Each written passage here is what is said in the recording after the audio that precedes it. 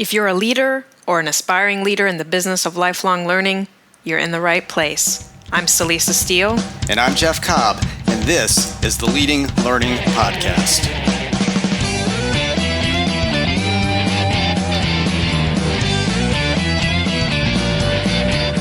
Welcome to episode 205 of the Leading Learning Podcast, where we talk with Dr. Wanda Wallace, a globally recognized expert on leadership, specifically on improving leadership by improving the quality of conversations.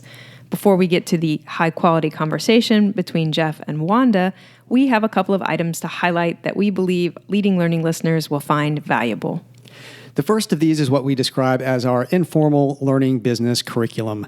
We've recently curated and categorized a number of the episodes that Celisa and I have done together over the years that focus on the domains that fall within the Tagoras learning business maturity model.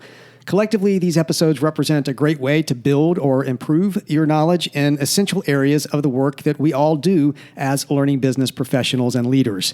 You can go through these episodes on your own or go through them collaboratively with others in your organization. At the time that we're publishing this episode, the informal curriculum is the very first post listed on the homepage at leadinglearning.com, but you'll always be able to find it by going to leadinglearning.com/curriculum. Do please check out that informal curriculum, and we hope you'll share it with others. We think it's a very valuable resource. And another valuable resource we want to highlight is our Leading Learning newsletter. As a subscriber to the newsletter, you'll get a digest of all the podcast episodes published each month. You'll also get our monthly Leading Links email, in which we curate links to resources that we've identified as valuable to learning business professionals. And then finally, you'll get notified whenever we offer free Leading Learning webinars or other events. You can sign up for the newsletter at leadinglearning.com/newsletter. Now, having highlighted those valuable resources, let's get back to another valuable resource, namely the interview with Wanda Wallace. Jeff, you got the honors this time. Can you share a bit about what the two of you discuss? Sure. Wanda's someone I've known since the 1990s .com days of e-learning, back when she was at Duke University's Fuqua School of Business, and you and I were at an e-learning startup that worked with top business schools. She now serves as the managing partner of Leadership Forum, LLC, where she helps organizations improve the quality of their conversations in every aspect, from strategic insight to talent to teams and individual capability.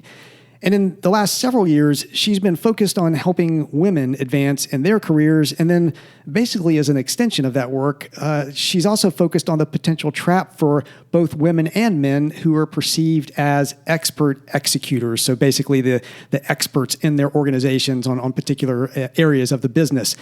Now, her latest book, You Can't Know It All, Leading in an Age of Deep Expertise, explains why that's an issue and what to do about it.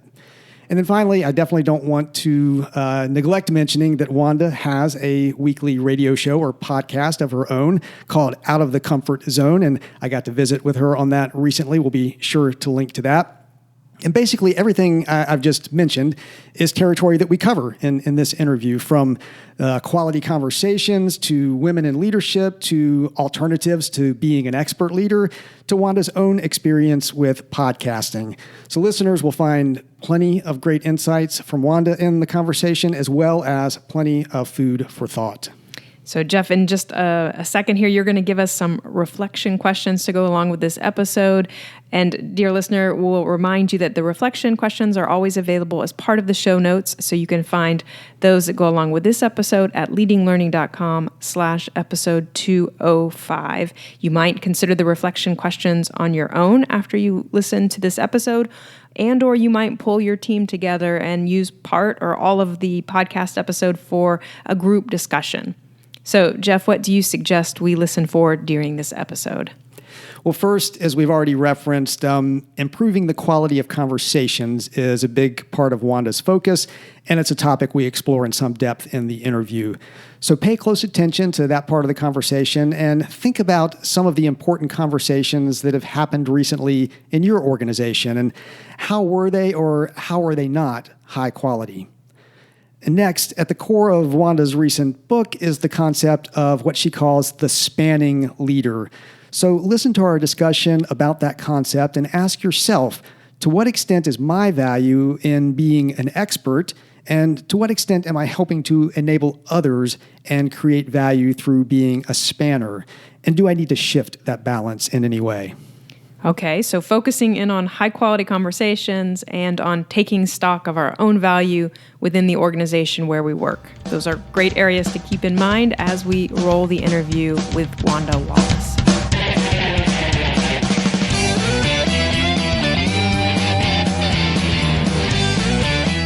Hey there, I'm Jeff Cobb, and this is the Leading Learning Podcast. As is clear from our name, we are very focused on leadership here on the podcast. And so for this episode, I am thrilled to be joined by Wanda Wallace, someone who's not only an old friend, but also a dyed-in-the-wool, globally recognized expert in leadership. Wanda, welcome to Leading Learning. Thanks, Jeff. I love that introduction, dyed-in-the-wool leadership expert. I'm going to quote you on that one from now on. And globally recognized as well. I mean, even better. we need to tell the story. You are indeed globally recognized, and we've provided some background on you in our introduction, sort of the official bio bits. But to kick off our conversation, I'd love for listeners to hear a bit more about what you actually do in your day-to-day work and what motivates you to be so focused on leadership. Well, leadership is a big topic. Definitely. And in some ways it means absolutely everything. So let me drill that down to what it is that I get most passionate about. And what I like to say, Jeff, is I am absolutely committed to changing the world. That's my mission, my purpose, my reason to being. And I often joke I may have to do that one person at a time, and it's a slow journey, but that's okay. But what makes me excited about that one is if you think about what adds the biggest stress to our work lives, it really comes down to the people that we interact with that we don't understand, don't get along with, don't really know how to talk to. And if you could change the quality of the conversations that happen among people that are just not seeing eye to eye, we could begin to solve some phenomenal problems and take a lot of stress out. So my passion about changing the world is really about changing the way we talk to each other, the way we communicate, the way we interact. That's what I care about. That's what I spend my time doing. And I'll do that one-on-one with coaching. I'll do that in speaking engagements. I'll do that in classroom settings. I'll do that in webinars. You line up any medium where I can talk about that message, and that's what I want to do.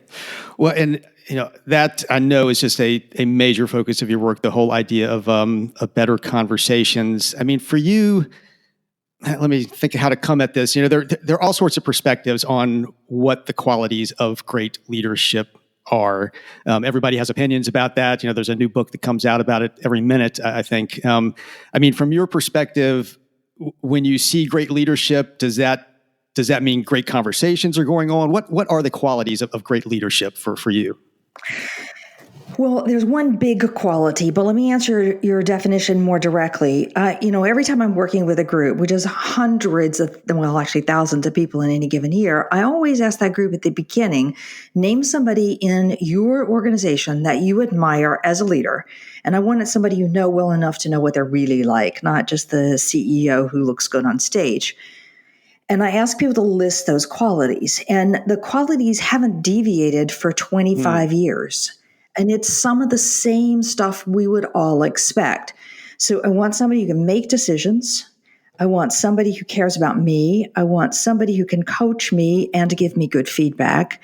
I want somebody who trusts me and respects me. I want somebody who walks the talk and believes what they said. I want somebody who has a clue about what it is we need to go and do. I want somebody who opens their network and helps me out. Those are the core. It's our courage. It's all of those are conversations. So, if you come down to one of the words I think is so important is trust. At the end of the day, trust is a judgment. I decide to trust you. And I'm going to decide to trust you based on what you've said to me, what you've done, but what you've said. It's a conversation still at the end of the day. And obviously you're somebody who believes that this can be learned, and by extension can be taught. You don't have to be born with these qualities. So, how do you go about learning this, kind of, taking stock in yourself or helping others take stock? So you're helping to facilitate or teach this concept of better conversations and helping people become better leaders? Jeff, what I'm going to say to this one is no different than what you would say about having a learning mindset. That openness to believe I don't have all the answers in the world, that I don't have the only perspective, and that somebody else might have an angle that would really matter. So let me describe the two things I want to talk about here, and then I will answer your question about how do you do it. But the first thing is when I look at leaders that many people in the organization admire, what's phenomenal about them is they will have just done some big talk for me in some ways. They'll come to me afterwards and they'll say, Wanda, you listen to that. What else could I do that would be better? That unrelenting pursuit of what's one more tiny thing, small, subtle shift that if I did differently, I'd get more people on board. Constantly looking for that because they're looking to refine their edge and refine their edge and refine their edge. So that's one of the qualities I see that I think makes, and that willingness to reflect, and therefore the self-confidence in doing that is all really important. But the second quality here is we could list any wonderful quality about great leaders, and I can give you the polar opposite. So let's take visionary, something we're all in love with, or communication. You can overdo that as much as you can underdo it. So the most important thing for me when I'm looking at leaders is getting the balance right. For every quality that you have, I want to make sure you're not overdoing it or underdoing it. I want to create balance. And I'll pick one of my favorite ones at the moment. Hot topic is talking about authenticity. One of the questions is, how do we create authenticity? What does that even look like and what are you doing? And it is one part confidence and one part humility. Too much confidence, I have a problem. Too much humility, I have a problem. It's a balance. And so what you're looking to do when you're looking to help people become better leaders is you want to help them take a look at their balance. Not that what they're doing is right or wrong, but how's it coming across? How is it being received? If you shifted your weight just a tiny bit from one side to the other side, would you get a better impact? And fortunately, it's relatively easy to help people see whether their balance is in place or not in place, and kind of how do you, that's an easy one we can do. There's all sorts of techniques for doing that one. Then the question for making real change is to getting people focused on one or two of those issues and consistently changing what they do, noting how it has an impact, seeing success out of that, and then that just reinforces. And then we go down the line of the habit. So it's, for every great leader I know, none of them came great into the world. Right. It's an acquired skill. It's a lifelong skill, in my opinion. I don't think you ever get great at it. If you want a partner to help with building lifelong skills for the learners and leaders you serve, be sure to check out our sponsor. CommPartners helps learning businesses conceive, develop, and fulfill their online education strategy.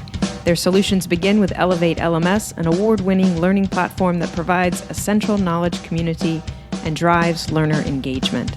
To extend the value of Elevate, CommPartners provides a wide range of online education services, including curriculum design, instructional design, fully managed webinars, webcasts, live stream programs, and virtual conferences.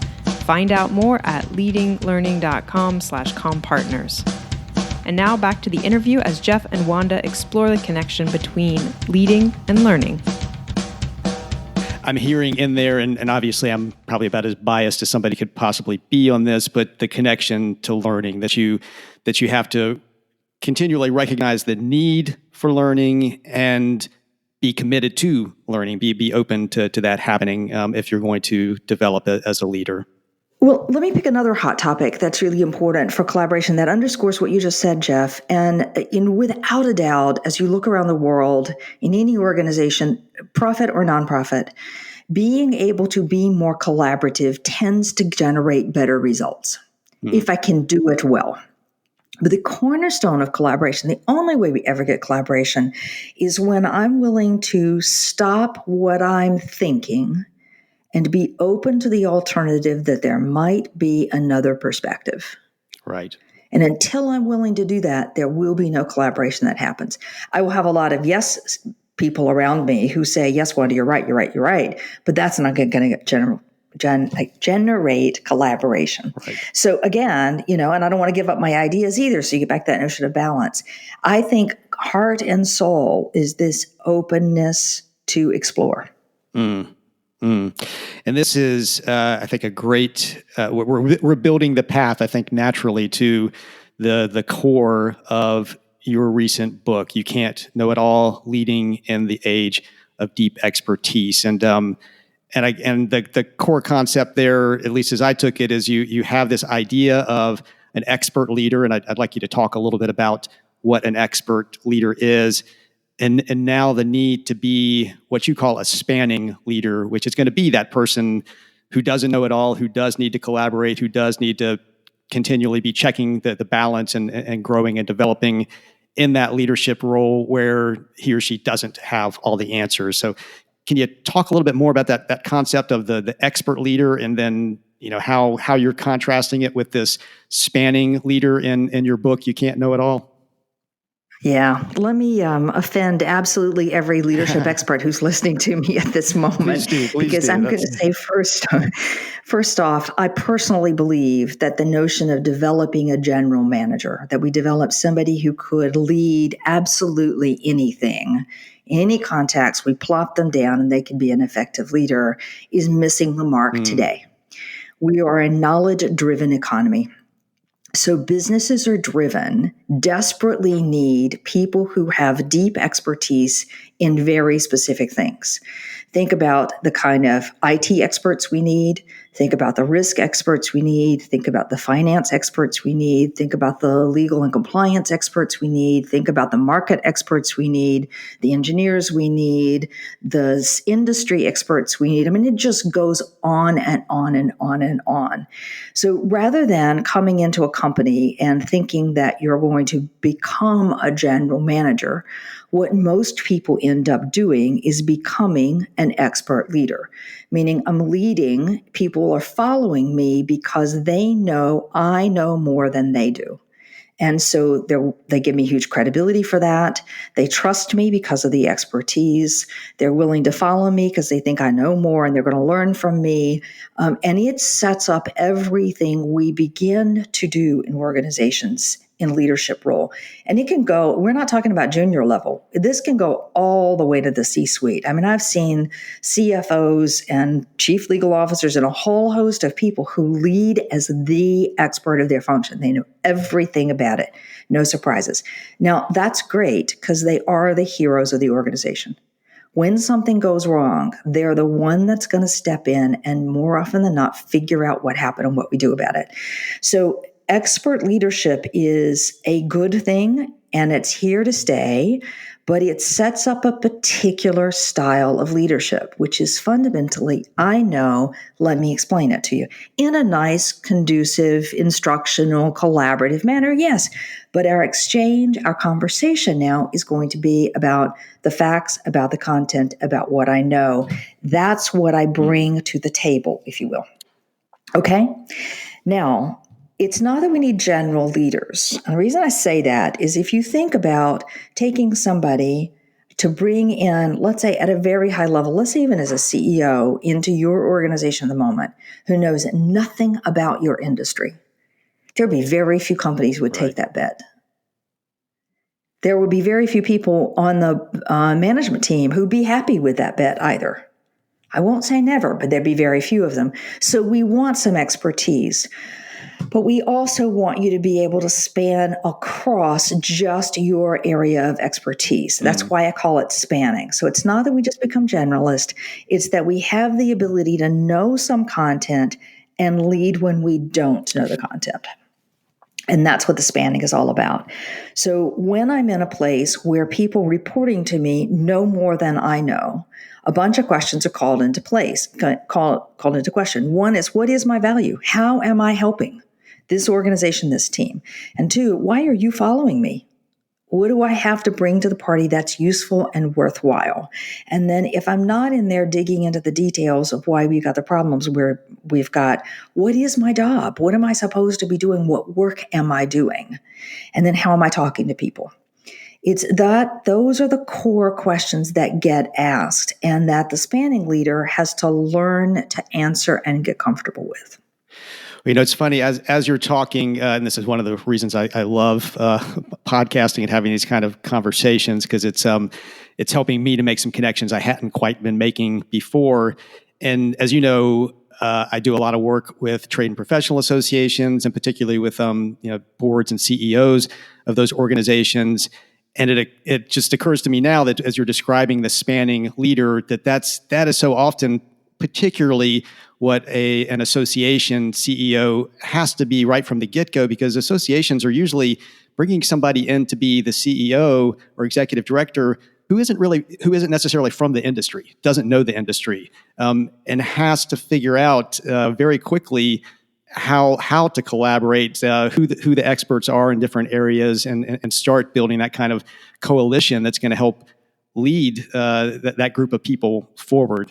So I think it's an incredibly useful concept, well, in all contexts, but it particularly rings true for me in that context in a way that I hadn't quite appreciated before this. That's right. Well, if you think about the example you gave, so somebody comes in as CEO of a trade organization and doesn't necessarily know the trade. Really quickly, like in a matter of months, that person has to figure out what it is they do bring, what knowledge they bring, and how do they use that? What are they doing for the organization that's going to make the organization better?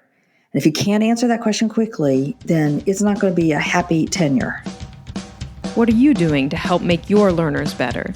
To answer that question, you need data. And to get high-quality data, we encourage you to check out our sponsor. Authentic Learning Labs is an e-learning company that offers products and services to help improve your current investments in education. One key product is Authentic Analytics, a dedicated suite of visualization reports to help analyze and predict the performance of education programs. Organizations use Authentic Analytics to easily scan through volumes of data in intuitive visuals, chart performance trends, and quickly spot opportunities, issues, and potential future needs. Find out more at leadinglearning.com/authentic.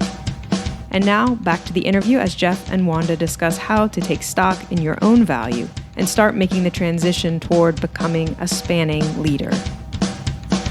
And so, I mean, you've gotten at this, but I just want to make it as clear as possible for listeners. So, if you are listening to this, have an aha moment, realize that either you are that expert leader who needs to become the spanning leader, or you aren't an expert in the first place and have to become a spanning leader in the type of situation that we just described.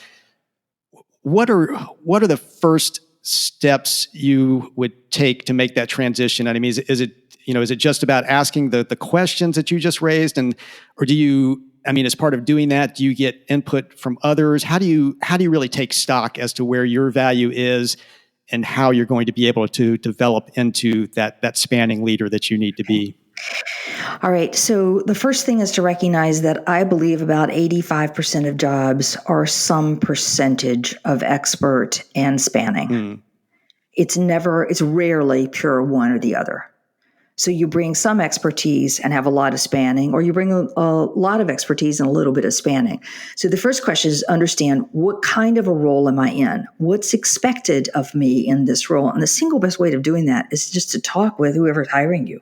What proportion of my time do you think I need to be focused on the expertise, the content? And what proportion of my time do I need to be focused on the enabling side? Right. The helping other people deliver that. So that's the first piece. Get in your head how much of this I need to be doing. Then the second question is to really say, so what's my value in this spanning space? It's not my content knowledge, but somebody hired me into this role for a reason. What was that reason? And how am I helping the organization? And typically that is, I'm helping my team become a stronger team so they answer questions for themselves. I'm opening my network to give them insight and perspective that they don't have otherwise. I'm putting a point of focus on so we know where priorities are, where they're not. I'm making sure we have better conversations collectively so we all understand the picture. It's usually some variation on those themes. But the core question is, what's the value I'm adding? Right. And you just raised conversations, which I was going to ask about, how that fits in here. I guess it's making those better conversations a part of the organization, the context that you're in is essential to being effective as a spanning leader. Yeah. Let me do a metaphor here for this one that I think will make it clear to people. When I'm the expert, I am the doer. I'm the knower and the doer, and I'm expected to be right and be on top of it and know everything kind of at the tip of my tongue. When somebody calls and says, "What's X?" I should know. Doer, knower. When I'm in a spanning role, the work still has to get done, only I'm not doing it. Got it. I'm enabling other people to do it. So your value comes from how you go about enabling other people to be more effective. Right. And I'm again making a connection because I can, see in my own situation, which is the situation of so many entrepreneurs. We've got a small company. We don't have a large staff. We don't want a large staff, but we have to somehow manage to get people with expertise to work with us, in contract roles, sometimes in sort of quasi-volunteer roles. And just, I can see how, being good at doing that, at least for us, that is the key to growth. We don't grow without being able to do that. And I recognize the challenge of being able to do that effectively, because it can be quite challenging to make that transition. Especially when you're the one who knows more than other people, which is often the case for the entrepreneur starting an entrepreneurial organization. You feel like you know the market, you know the content, you know the technology, you know everything better than everybody else. And boy, finding the bandwidth to move that on is a tough one. It's the exact same thing for any expert leader. Yeah, definitely. And now I know in recent years, you have focused particularly on women in leadership. First of all, I'd love to know, what drove that focus. But then how does gender factor into this whole concept of spanning leadership? Yeah, my focus on helping women, and I often say it's about helping women get up the curve, stick, and thrive, because I want people to have a good time while they're there. I want to enjoy it. I want to be successful in every aspect of their life. It's serendipity. It's pure accident. I had left Duke University and was starting the business that I'm with now, Leadership Forum. I had a little more time on my hands than I might normally have on my hands, and people were asking the question of, why are senior women, we get them up to a senior position and they walk right out the door. And being in the executive ed classroom, I'd seen a lot of this, and I talked to a lot of people about those experiences, male and female, and I had my own experiences as well working with clients. To me, it was an absolutely blindingly obvious answer. But apparently what I was saying to people about why women were leaving was not blindingly obvious to anybody else. Interesting. So I got talked into doing a piece of research just to document my point of view. And 100 interviews later, my life turned over. I never expected to be focused on working with women. I never expected that we would stay as focused on this topic for as long as we have. And I never expected it would become as big of an issue as it has become when you think about creating an inclusive culture. So it was an accident. But in question to you, how does gender tie into this? It's actually the work with women that got me to understand this whole phenomena and challenge of expert leaders. Because most women in the organization, as they rise in the ranks and they're highly rated and promoted and praised and valued, are the experts. They are the super doers. They are the ones who will get it done regardless what else. And we depend upon them and we love them and they're a bit of a hero, and we never promote them out of those roles because we don't know what to do with them otherwise. And they don't look like the seasoned, let me call leadership leader, quote unquote, who can enable other people. They look like the expert. And it keeps them in a number 2 position. Interesting. And so it's watching that phenomena and seeing those perceptions that I came to realize for many women, they love being in an expert role because it's the comfort zone. And because they don't have to do all that politics stuff, their work can speak for itself. People call them when they need their expertise. It's a bit of a safety zone. And so the women are satisfied there. The organization is incredibly satisfied there. but it just doesn't get you to the next step. And that next step means to get out of the comfort zone, to take some dramatic risk in career, to do something where you don't have the answers, somebody else does. And so I started working with women and helping them understand how to get out of that comfort zone. And then I look around and said, wait a minute, my IT specialists have the exact same problem. Exact same, yeah. My legal profession has the exact same problem.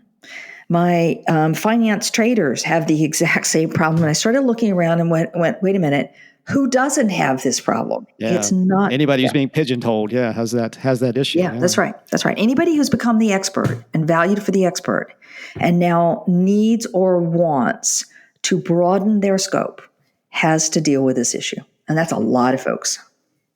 Definitely. And you mentioned the phrase there, out of the comfort zone, which I think is so important in learning. If you're really going to learn and grow, you have to be willing to get uncomfortable.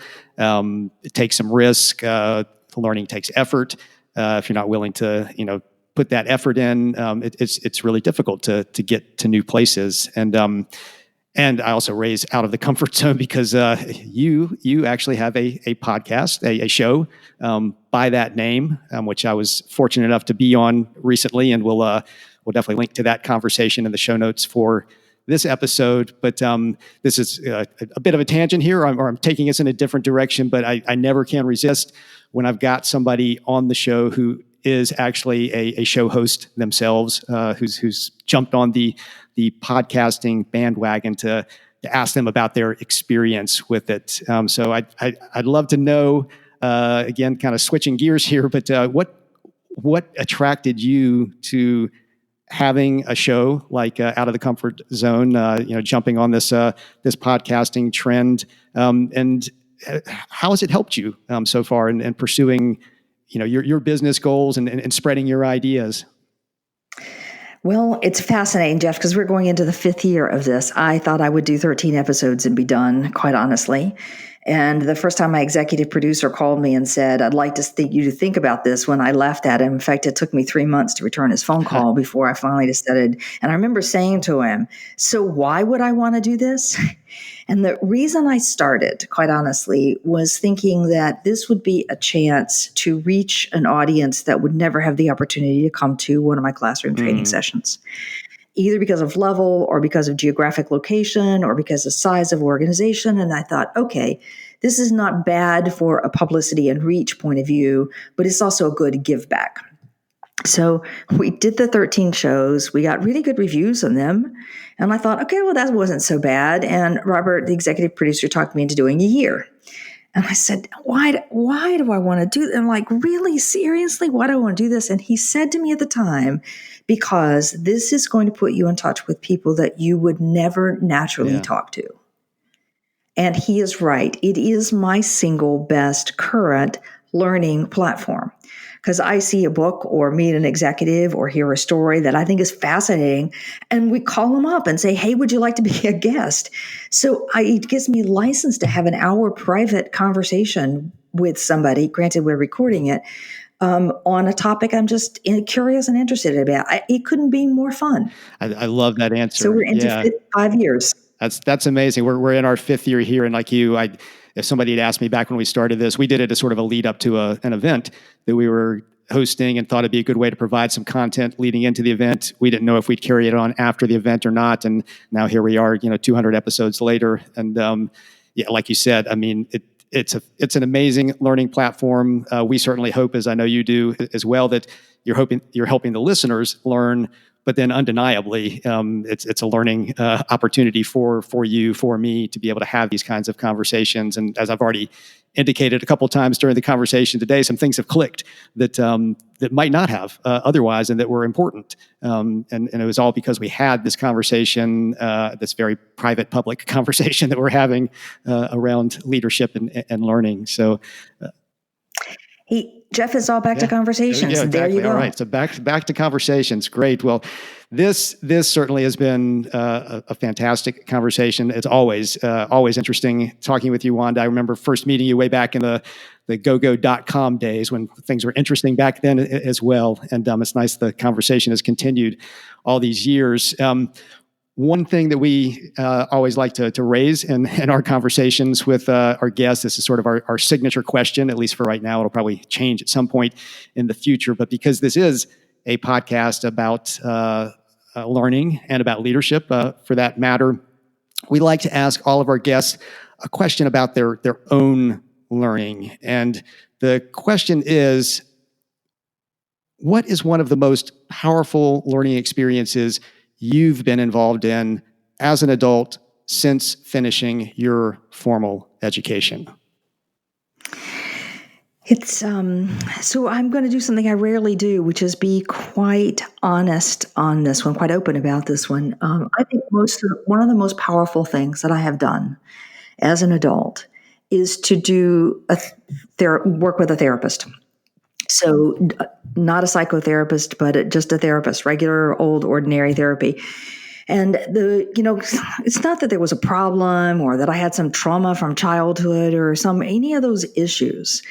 With the biggest power coming out of those conversations with that person, Nancy is her name, was to recognize that my reactions that I'm having today in the moment to whatever event I'm talking with her about that I'm frustrated by have their seeds in something that happened previously. Now, sometimes that's childhood, sometimes that was 5 years ago, sometimes it was something else. And that, you can separate the two. I can separate what I felt and experienced in the past and recognize that that's not necessarily how I really feel or what I'm going to experience today. And therefore, I can do something differently. And that just opens up so much understanding about being able to hear a different perspective. And that has to be one of the single powerful lessons I've taken. Well, thanks for sharing that, because I'm sure a lot of, there may be listeners who do work with therapists. I'm sure a lot have wondered about whether that would be something valuable to do. And that's such a great lesson to take from it. And I think relates back into, our overarching theme of learning so well. You and I discussed in the recent conversation we had on your show, the whole idea of availability and, often what can interfere with availability is some of the baggage that we're bringing with us in one way or another, which often has to do with those past experiences. And like you said, being able to recognize that is the past and that, you can separate things and open yourself up to new perspectives and new experiences. So that's fantastic. Thanks so much for sharing that.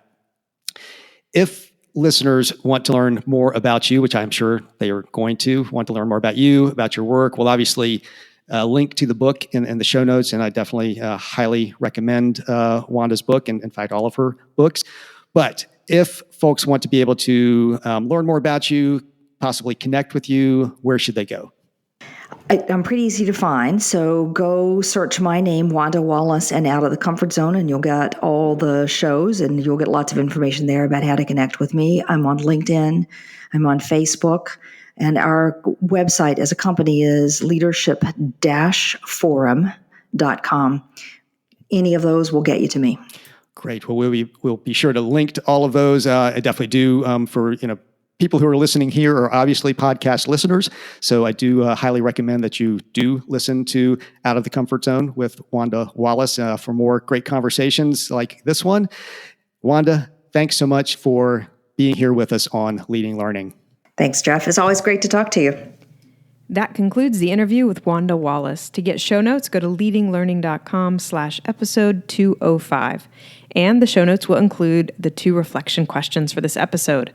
First, think about one or more important conversations that have happened recently in your organization.